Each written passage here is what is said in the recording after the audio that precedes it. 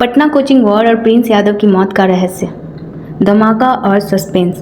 बिहार की राजधानी पटना, जिसे देश में शिक्षा का हब कहा जाता है, जहां हर साल लाखों छात्र अपने सुनहरे भविष्य लेकर आते हैं, लेकिन आज इसी पटना की कोचिंग इंडस्ट्री से एक ऐसी खबर सामने आई है जिसने पूरे देश में हंगामा मचा दिया है। एक ऐसी कहानी जिसमें शिक्षा है, करोड़ों का बिजनेस है और आपसी रंजिश है, पुलिस की छापेमारी है और अब एक रहस्यमयी मौत भी शामिल हो चुकी है। ज्ञान बिंदु जीएस एकेडमी के फाउंडर रोशन आनंद सर, जो इस वक्त खुद सलाखों के पीछे हैं, उनके 24 साल के छोटे भाई प्रिंस यादव की नेपाल के विराटनगर के एक होटल में संदिग्ध हालातों में मौत हो जाती है। वो प्रिंस यादव जो पटना में खान सर के Khan global studies coaching centre पर हुए हमले और फायरिंग केस में नामजद आरोपी था और पुलिस से बचने के लिए नेपाल भागा हुआ था। आखिर नेपाल के उस होटल के कमरे नंबर 102 में उस रात क्या हुआ था? क्या यह सिर्फ एक अचानक हुई बीमारी थी या इसके पीछे कोई बहुत बड़ी साजिश यानी कॉन्स्पिरेसी है? आज की इस वीडियो में हम इस पूरे मामले की एक एक परत को खोलने वाले हैं। विवाद की शुरुआत 2 जून का वो काला दिन। इस पूरी मिस्ट्री को समझने के लिए हमें थोड़ा पीछे जाना होगा। 2 जून 2026 के दिन पटना के कदम कुआं इलाके में स्थित खान सर के coaching institute Khan global study से बाहर अचानक भारी हंगामा होता है।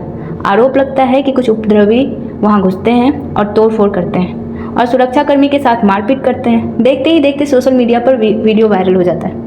शुरुआती जांच के बाद पुलिस इस मामले में ज्ञान बिंदु एकेडमी के डायरेक्टर रोशन आनंद सर को मुख्य साजिशकर्ता मानकर गिरफ्तार कर लेती है। छात्र सड़कों पर उतर जाते हैं। छात्रों का कहना है कि एक तरफा कार्रवाई है, लेकिन कहानी में ट्विस्ट तब आता है जब एक और वीडियो सामने आता है जिसमें खान सर के ही प्राइवेट गार्ड्स सरेआम फायरिंग करते दिखते हैं। इसके बाद पुलिस खान सर और उनके गार्ड्स पर भी एफआईआर दर्ज करती है। खान सर को कोर्ट से इंटरिम बेल मिल जाती है, लेकिन रोशन आनंद सर जेल चले जाते हैं और इसी एफआईआर में एक और नाम शामिल था, रोशन सर का छोटा भाई प्रिंस यादव। पुलिस के डर से प्रिंस अपने कुछ दोस्तों के साथ 3 जून को ही बिहार छोड़कर नेपाल भाग जाता है। नेपाल के होटल में क्या हुआ? नेपाल का विराटनगर भारत की सीमा से सटा हुआ इलाका। पुलिस के मुताबिक प्रिंस ने अपने 4-5 दोस्तों के साथ पहले मेट्रो सिटी होटल में रुकता है और फिर 2 दिन के बाद शुभ होटल के कमरा नंबर 102 शिफ्ट हो जाता है। सब कुछ ठीक चल रहा था, लेकिन शनिवार 13 जून की रात अचानक ऐसा क्या हुआ कि हट्टा कट्टा 24 साल का नौजवान हमेशा के लिए सो गया। पुलिस की थ्योरी कहती है कि शनिवार की रात प्रिंस यादव की तबीयत अचानक बिगड़ी। उसके साथियों का कहना है कि उसने रात में कुछ दवाइयाँ ली थी, जिसके बाद उसकी हालत और ख़राब हो गई थी। उसे आनंद फानंद में विराटनगर के एक अस्पताल में ले जाया गया, जहाँ डॉक्टरों ने उसे ब्रॉड डेथ यानी अस्पताल पहुंचने से पहले ही मृत घोषित कर दिया। लेकिन जैसे ही ये खबरें बिहार पहुंची, हड़कंप मच गया, क्योंकि इस मौत के साथ ही कई ऐसे सवाल खड़े हो गए जिसका जवाब नेपाल पुलिस और पटना पुलिस दोनों ही ढूंढ रही है।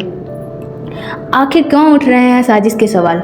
अब बात करते हैं उस कॉन्स्पिरेसी की और उन थ्योरीज की जो इस वक्त सोशल मीडिया से लेकर पटना के गलियारों तक तैर रही है। परिवार वाले और कई बड़े नेताओं ने मौत को सामान्य मानने से इनकार कर दिया है। पूर्णिया के सांसद पप्पू यादव ने तो सोशल मीडिया पर सीधे मर्डर यानी हत्या का करार दिया है। आखिर इसके पीछे क्या वजह बताई जा रही है?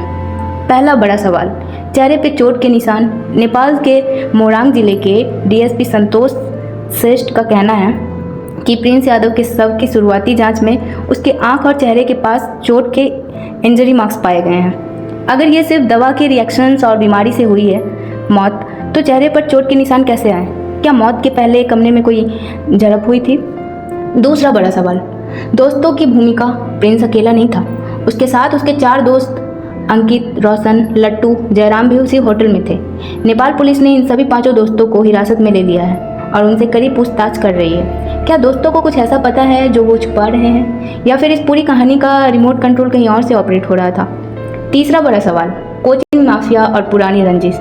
यह पहली बार नहीं था जब खान सर और रोशन आनंद के बीच विवाद हुआ हो। साल 2021 में भी खान सर के सेंटर पर हमला हुआ था और उसमें भी प्रिंस यादव का नाम आया था। पटना की कोचिंग इंडस्ट्री में करोड़ों का टर्नओवर है, लाखों बच्चे हैं और नाम कमाने की अंधी रेस है। क्या इस रंजिश का फायदा उठाकर किसी तीसरे पक्ष ने घटना को अंजाम दिया, या फिर इस केस के मुख्य गवाह और आरोपी को रास्ते से हटाने की बड़ी साजिश थी? करंट सिचुएशन अभी क्या चल रहा है? पटना में हाई अलर्ट और आगे क्या? प्रिंस यादव की मौत की खबर जैसे ही पटना पहुंची, पुलिस प्रशासन तुरंत एक्शन मोड में आ गया। पटना के कदम कुआं और पीर बहोर इलाके में, जहां खान सर का केजीएस और रोशन सर का ज्ञान बिंदु इंस्टीट्यूट है, वहां भारी संख्या में पुलिस तैनात कर दिया गया है। खान सर के घर और उनके सेंटर के बाहर सुरक्षा कड़ी कर दी गई है ताकि छात्रों के बीच कोई हिंसक टकराव या आक्रोश ना भड़क जाए। कानूनी तौर पर कहें तो जहां तक एक तरफ रोशन सर के वकील कोर्ट में उनकी जमानत के लिए लड़ रहे हैं, वहीं दूसरी तरफ खान सर को कोर्ट से अंतरिम राहत मिली हुई है।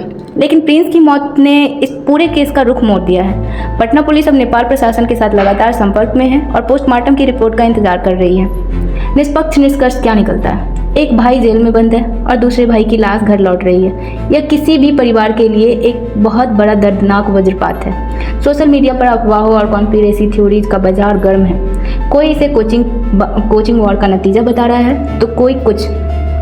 लेकिन क्या जिम्मेदार नागरिक के तौर पर हमें नेपाल पुलिस की फोरेंसिक और पोस्टमार्टम रिपोर्ट का इंतजार करना चाहिए? सच क्या है यह जांच के बाद ही साफ होगा। लेकिन इस पूरी घटना ने शिक्षा के इस मंदिर को, जिसे हम कोचिंग कहते हैं, इसके पीछे छिपे एक काले और डरावने सच को देश के सामने लाकर रख दिया है। इस पूरे मामले पर खान सर और रोशन सर के इस विवाद पर आपकी क्या राय है?